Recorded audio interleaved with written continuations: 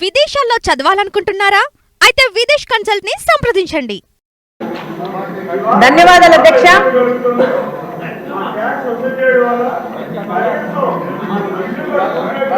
ధన్యవాదాలు అధ్యక్ష, ఈ అవకాశం నాకు ఇచ్చినందుకు. ఈరోజు ఈ బడ్జెట్ సందర్భంగా ఈ అవకాశం ఇచ్చినందుకు వెనుకబడిన ప్రాంతం రాయలసీమ ప్రాంతం, అది కడప నియోజకవర్గం నుంచి వచ్చాను. ఈరోజు కడప అంటే చారిత్రాత్మకంగా వెంకటేశ్వర స్వామి తొలి గడప కడప నుంచి వచ్చాను. విపరీతమైన మినరల్ రిసోర్సెస్ ఉన్న ప్రాంతం నుంచి వచ్చాను. కానీ మా నియోజకవర్గానికి మంచినీళ్ళు లేని పరిస్థితిలో మేము చాలా కొట్టుమిట్టాడుతూ ఉన్నాము. దాదాపు బ్రిటిషర్స్ కాలంలోనే మాకు ఎయిర్పోర్ట్ ఉంది, ఎయిర్ బేస్ ఉంది. అప్పుడే డెవలప్ అయిన కడప నియోజకవర్గానికి ఈ రోజు పరిస్థితి ఏంటంటే, మాధవి గారు ఇది బడ్జెట్ మీద డిస్కషన్ చెప్తాను అట్లే మీ సమస్యకి మళ్ళీ టైం దొరుకుతుంది. మీ నీటి సమస్యకి కొంచెం చెప్పండి. కొంచెం చెప్పండి అధ్యక్ష. ఈరోజు దాదాపు 164 స్క్వేర్ కిలోమీటర్స్ విస్తీర్ణం ఉన్న కడపలో దాదాపు ఈరోజు 5 లక్షల జనాభా ఉంది. 1971లో 23,000 జనాభా ఉన్న ప్రాంతము ఈరోజు 5 లక్షలుగా జనాభా తయారైంది. కానీ ఈరోజు బడ్జెట్లో కేటాయింపులు చాలా విభాగాలకు కేటాయించినారు. అందులో భాగంగా ఈరోజు మా ప్రాంతం నుంచి మాకున్న ప్రధాన సమస్యను ఈరోజు సభ దృష్టికి తీసుకురావాలని చెప్పి ఈరోజు మీకు అవకాశం అడగడం జరిగింది. అందులో భాగంగా ఈరోజు మాకు వాటర్ రిసోర్సెస్ గురించి చూస్తే 2 water resources, Penna river, Buggavanka almost అది ఫంక్షనింగ్లో లేదు. పెన్నా రిసోర్సెస్ వస్తే, పెన్నా రివర్కి వస్తే 2 గండి water works, Lingampally water works నుంచి మాకు నీళ్ళు వస్తున్నాయి. దాదాపు కరువు పీడిత ప్రాంతం వల్ల దాదాపు ఏ డివిజన్లో కూడా 3 నుంచి 4 రోజులకు గాను ఒక్కసారి నీళ్ళు ఇవ్వలేని పరిస్థితిలో కడప నియోజకవర్గం నడుస్తూ ఉంది. దాదాపు 20% గృహాలకు ఇంకా మంచినీళ్ళ కనెక్షన్ లేదు.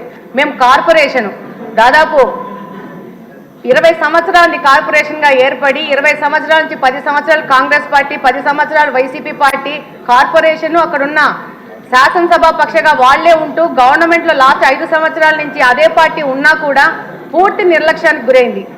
ఈరోజు ఈ బడ్జెట్ సందర్భంగా ఈ యొక్క సమస్యను మీ ద్వారా ప్రభుత్వ దృష్టికి, మిగతా సభ్యుల దృష్టికి తీసుకుపోవాల్సిన అవసరం ఉంది. కార్పొరేషన్ అని చెప్పుకోవడమే కానీ కార్పొరేషన్లో మంచినీళ్ళు ఇవ్వలేని పరిస్థితిగా కడప నియోజకవర్గము ఈరోజు ఉంది.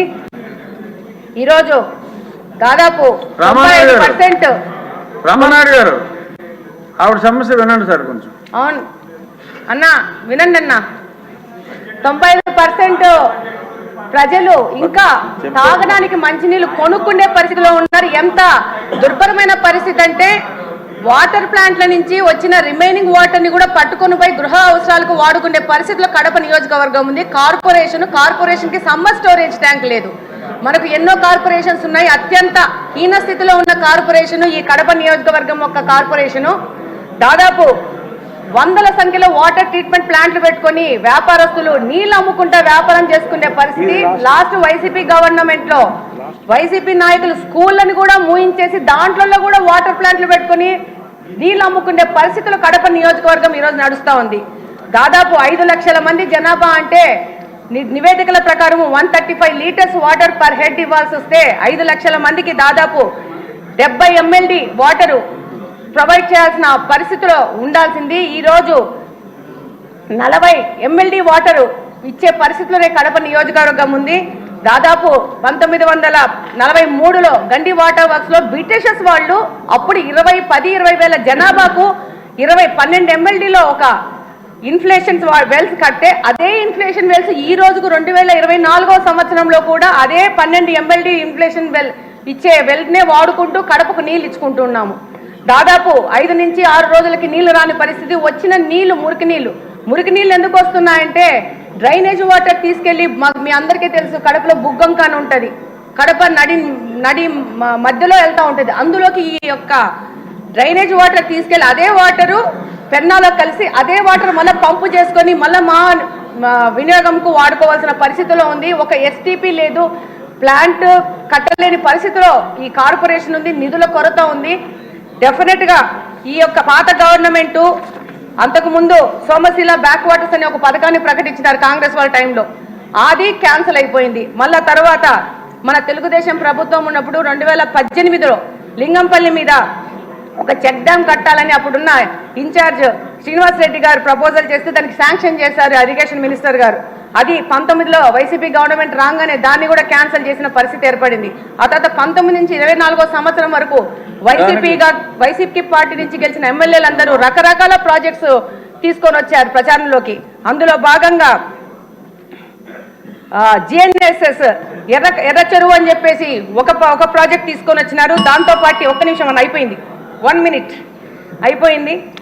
ఆ తర్వాత మళ్ళా మైలవరం నుంచి నీళ్ళని చెప్పి అదొక ప్రాజెక్ట్ తీసుకొచ్చారు, అది లేదు. మొత్తం పైపులన్నీ తీసుకొచ్చేసి ఆ యొక్క మా కడపలో పెద్ద పెద్ద పైపులు పడి ఉన్నాయి, దాని ద్వారా నిధుల దుర్వినియోగం జరిగింది. ఇప్పుడు కడప నియోజకవర్గం నుంచి నా యొక్క ముఖ్య వినతి ఏంటంటే మాకు మంచినీళ్ళు ఇవ్వండి అంతే, ఏవి అడగట్లేదు. టీవీలు అడగట్లేదు, ఫ్రిడ్జ్లు అడగట్లేదు, మాకు మంచినీళ్ళు కావాలని సభాముఖంగా కోరుకుంటున్నాను. ఇదొక కడప నియోజకవర్గంలోని ప్రజలందరి బాధను ఈ సందర్భంగా ఈ యొక్క సభ దృష్టికి తీసుకొస్తూ దానికి సంబంధిత మంత్రులు, ఇరిగేషన్ మంత్రులు గారికి, అలాగనే మున్సిపల్ మంత్రులు గారికి, ముఖ్యమంత్రి గారికి ఈ విషయం ప్రత్యేకంగా చెప్పాల్సిన అవసరం ఉంది. మా కడప నియోజకవర్గం 2 ముఖ్యమంత్రులను ఇచ్చింది. 2 ముఖ్యమంత్రుల యొక్క నిర్లక్ష్యానికో మరి వాళ్లకు కడప అంటే చిన్న చూపు, కడప హెడ్ క్వార్టర్స్ లో మంచినీళ్ళు లేని పరిస్థితిలో కడపను తీసుకొచ్చినారంటే చాలా దౌర్భాగ్యమైన పరిస్థితి. మా కడప నియోజకవర్గం ఒక డిప్యూటీ సీఎం ని కూడా ఇచ్చింది. ఆయనకు అవగాహన రాహిత్యం వల్ల దాదాపు కడప నిర్లక్ష్యం చేసుకుని కడపలో నీళ్లు లేని పరిస్థితి, నీళ్లకు రామాని కొట్టుకునే పరిస్థితికి ఈ రోజు కడపని తీసుకొచ్చారు. డెఫినెట్ గా మంత్రులు గాని, ముఖ్యమంత్రి గాని, సంబంధిత మినిస్టర్లు గాని ఈ యొక్క విషయాన్ని పూర్తిగా మీరు 3 నిమిషాల్లో ముగించమ్మా. ఆదినారాయణ రెడ్డి గారి తర్వాత ఆయనకి ఇద్దాం. అన్న థ్యాంక్ యూ అన్నయ్య అవకాశం ఇచ్చినందుకు. విదేశాల్లో చదవాలనుకుంటున్నారా?